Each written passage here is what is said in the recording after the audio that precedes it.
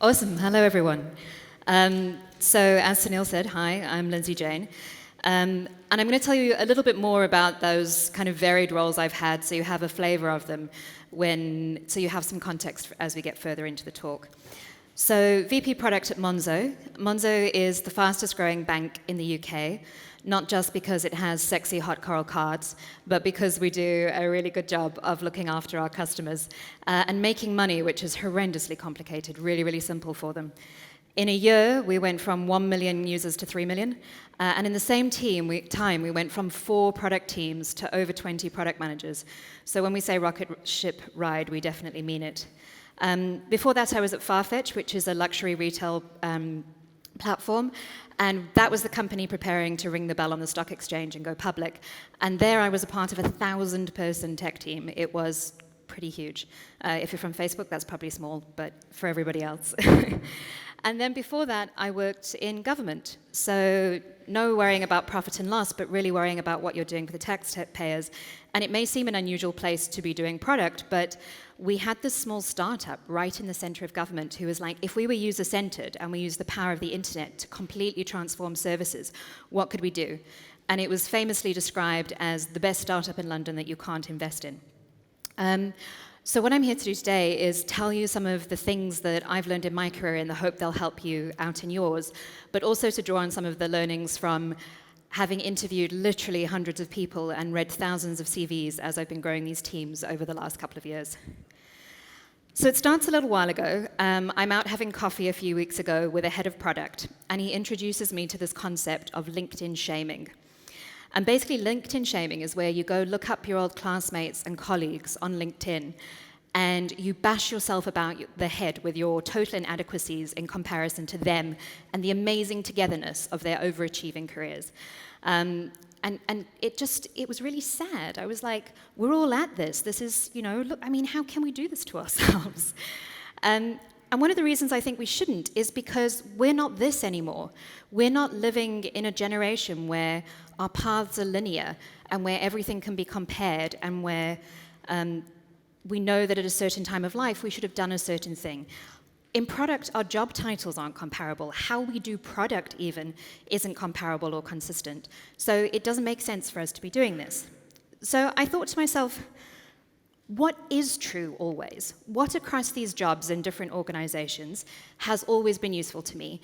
And what have I noticed when meeting people and talking to people in different product orgs that we don't see enough?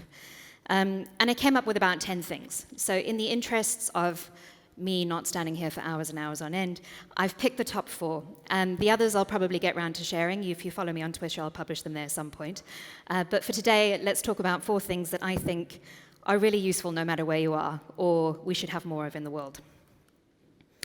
So we have a little framework to try to remember them. So you're going for more clear, visible delight. Let's start with more. What I mean by more is you should be asking for more.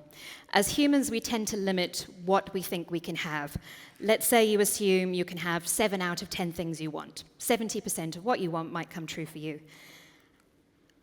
And we limit ourselves in a couple of ways. The first way is by what we think we deserve, or by what we think is physically possible or feasible. Here's an example that really blew my mind. This is a note to me from a properly smart woman. I've read both roles and applied for the group product manager because I don't really think I'm experienced enough for the director. They were the exact same job description with different titles to combat that exact problem. Another way we limit ourselves is by what we're actually able to conceive of. That whole, if you can dream it, it can happen. If you can't dream it, you can't make it come around. And I love this quote from Tara Westover, who wrote a book. She was a desperately poor, barely homeschooled rural woman from America who found herself at an Ivy League school on the other side of the world. And she said, I just couldn't have imagined this because my brain didn't know how to put this together. And yet here I find myself. And I wanted to share a couple of examples with you of pivotal moments in my life that have got me where I am now. Because definitely at the time, I had no idea how they were going to come off, or I didn't even know they existed before the moment. So a few quick examples. The first one was I wanted to do computer science at school. But I went to a conservative girls' school in the middle of nowhere, where despite it being the 90s, they were still teaching girls to type on manual typewriters. Yeah. So I hustled, and I was allowed to go next door to the boys' school to do computer science. Then I was at a party, and I heard about this MBA degree thing. And I thought, oh, that sounds all right for me. Like, you know, I'm in government. I could use some more of those commercial skills, bit of data, meet some smart people. But the guy at the party seemed to have said it cost 80,000 euros, and that couldn't possibly be true. So I phoned up the school, mostly to see if this was for real, and he was quite right, it was, as well as 2 years' worth of living expenses. And they said, look, at this stage, we're not really offering scholarships, it's a bit late. But I applied anyway, and through a series of really cool miracles, I ended up getting the whole thing funded and got to hang out with this lovely, crazy bunch of humans. But this is the main one. This is the one that launched me into product. I had somehow found myself sat at a desk in the cabinet office in the middle of this horrendous bureaucracy. It's the morning. I've got my laptop in front of me. It takes 17 minutes to boot up. That's like, what can you do in 17 minutes? And out of the corner of my eye, I see a flash of a MacBook going by. And my interest peaks. I vault over desks, I climb over colleagues, and I run up to this person. What is this? Why do you have a normal computer? Or a computer that operates at a normal speed? And I heard about this government digital service, and I convinced them to let me get on one of their trials. From that, I hustled an invitation to the Christmas party, and there I cornered the CEO and convinced him that I should come work for him, which eventually led to me showing up at their offices the next day going, hey, I'm here because I think I have a job interview. But the rest is all history. So that was how I really ended up in product. So my hack for you is this. If you're only going to get 70% of what you want more. Write a bigger list. So the practical bit for this is an exercise that was actually taught to me by my therapist when I was trying to decide whether an ex-boyfriend should get to stick around or not. I'm married to somebody in the audience now who's not him, so the boy went, but the exercise has been useful again and again and again. And the basic premise is this. Let's say you're going for a new job. We're going to get you to write 2 lists. One is yes, please, stuff I want. The other, no, thank you, not for me, not this time. And you should start to fill that up. Do it over a period of weeks. Take inspiration from your friends, inspiration from movies. Let thoughts come to you in the shower, and write the longest list that you possibly can. When you've got that, move over to your no thank you list. And it's no good telling the world what you don't want. You have to tell it what you do. So take every statement that's like not this and turn it into a positive. What do you want instead? And then you'll have this wonderful long list that you should read and feel and really imagine living out. And when an opportunity comes along, you can weight the statements on that and measure it against it. It's amazing how when you get really clear about what you want, how you start noticing things that'll get you on that path. So I guess the kind of summary for more is other people will do a fine job of trying to limit you. So don't you go ahead limiting yourself. Don't go ahead and limit yourself first. So let's move on now to clear. And this one is a surprisingly practical thing. Like, it sounds small. Get really good at clear writing. We spend a lot of time reading and writing. And if you get fast at it, it'll save you so much time. And it will also win you friends and make you popular, because if your things are a joy to read, people will be much happier. And it'll be really useful to you in CVs, in job descriptions, in user stories, in business cases for things. It will be very useful. But this is not why I'm telling you to do it. My suggestion to get really good at clear writing is because of this. You can't hide bad ideas in clear writing. If you can't say it clearly, you're not thinking clearly. And if you can say it clearly, you might start to notice some of the flaws in the logic that you've come up with. So I would say in the teams I've built that critical thinking is the least taught and the most highly valued skill in product managers I hire.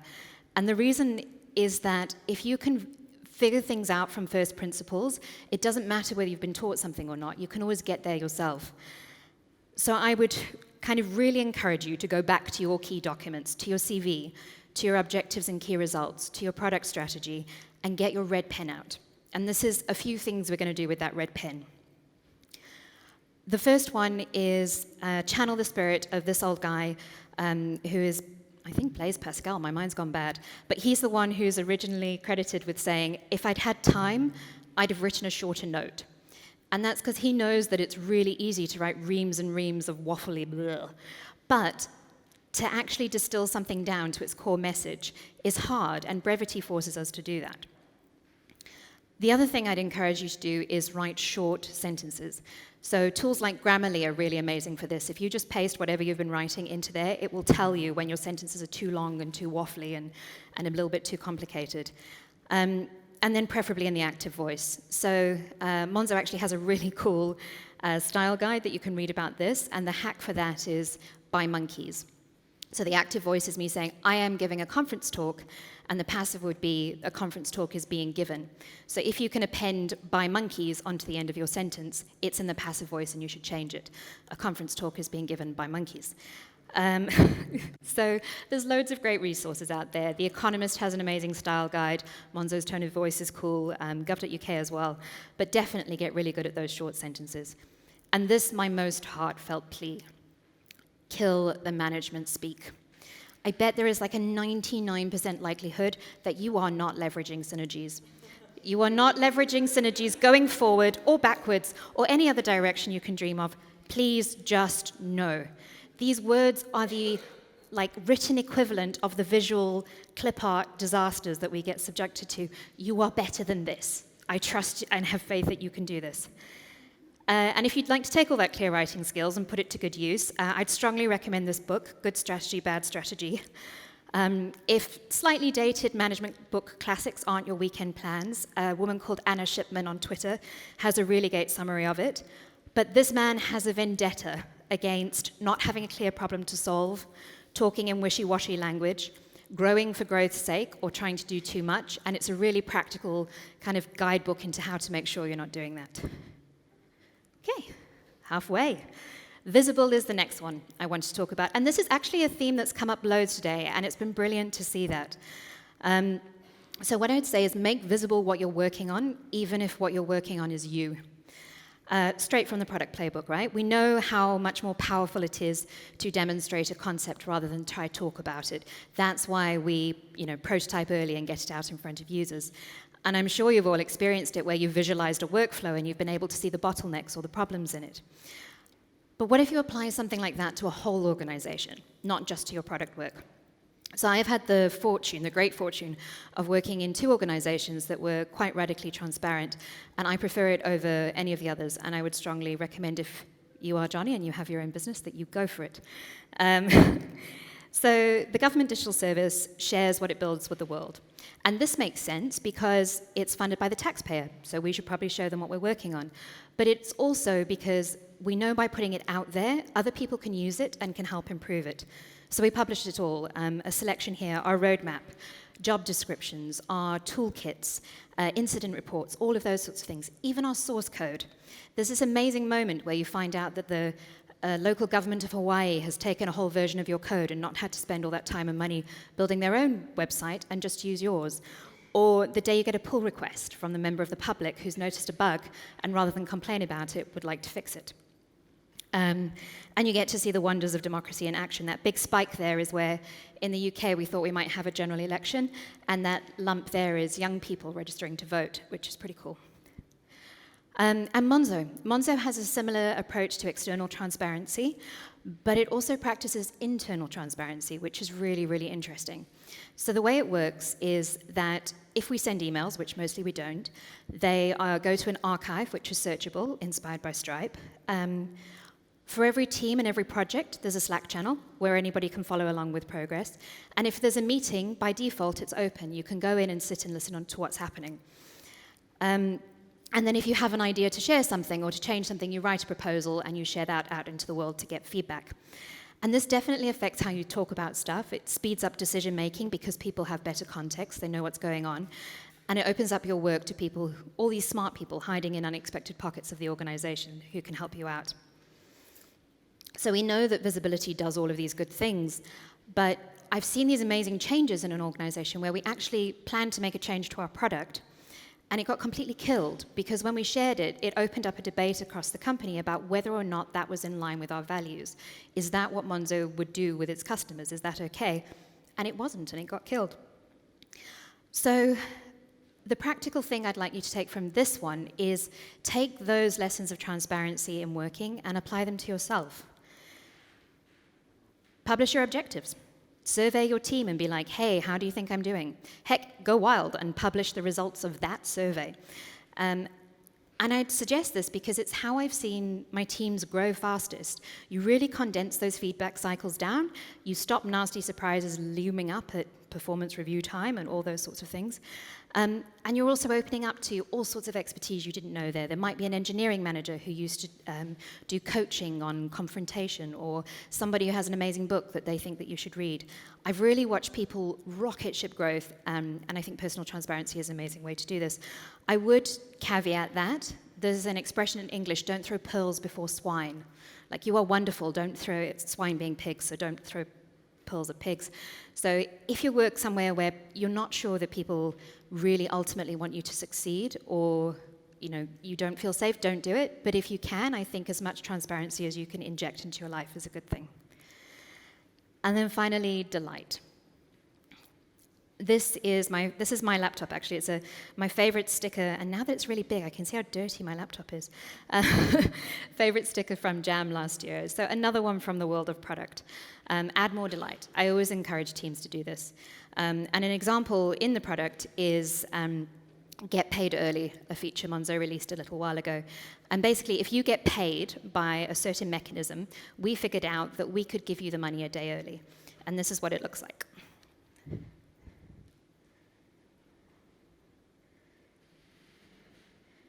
Woo! That was me 2 days ago. And I love this. There is no business case justification for spending development and design time on making confetti. But this actually was I said I wouldn't go full Monzo until the product was compelling enough to make me as like my own test to myself. I didn't wait till the feature I said was missing. I went for this. The get paid early pigeon was the one that got me in. So I think the same should be true internally with delight. We're all so damn busy.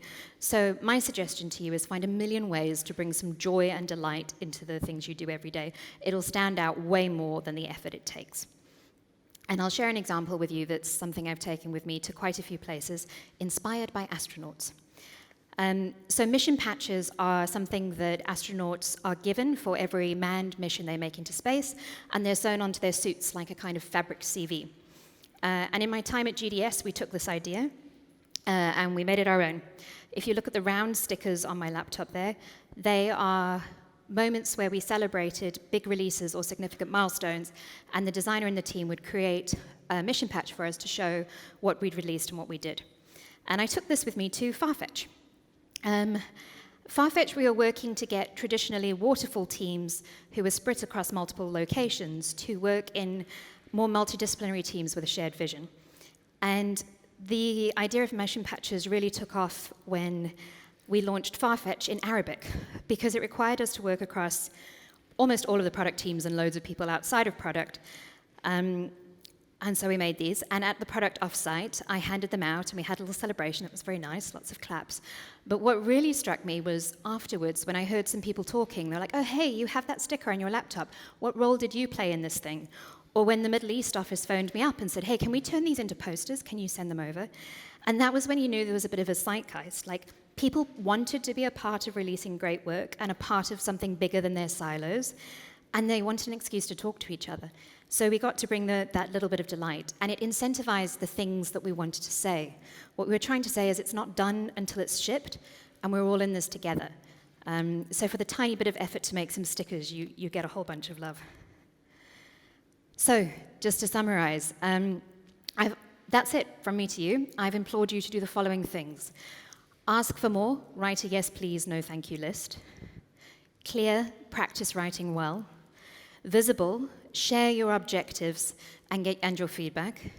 And finally, add delight to busy lives. Bring joyful touches to incentivize the behavior that you want. And that's it from me. Thank you.